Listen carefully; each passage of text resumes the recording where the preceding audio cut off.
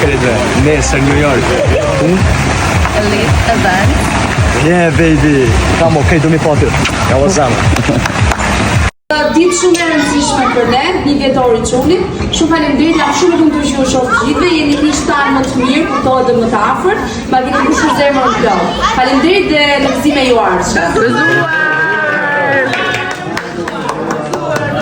Nuk besoj që jam e vetmja që po shikon lajmin 24 sa i përket konfliktit të Iranit edhe Izraelit dhe kemi zhvillime jo pak të rëndësishme gjatë orëve të fundit, nisi që me paralajmërimin e Iranit kundrejt SBA-s që mos përfshihet në këtë luftë konflikti ta lindte vetëm mes Izraelit dhe Iranit dhe të dyja shtetet në kapacitetin e tyre të plot me sa duket janë të gatshme që t'i futen luftës, por në momentin që do të përfshihet SBA-ja, zyrtarisht Irani do të shpallë luftë.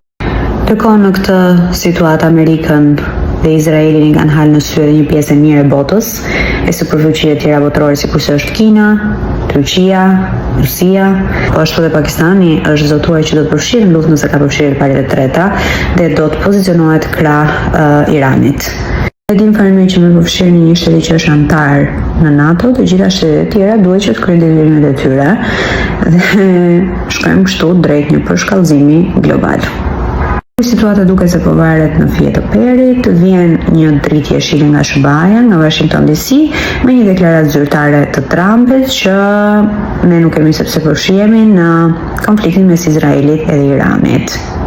Për të hedhur poshtë përsëri vetëm pak orë më vonë nga dy burime të larta zyrtare të Washington DC që tani më presidenti Trump ka kaluar, pra ka aprovuar një plan për eliminimin e liderit suprem të Iranit.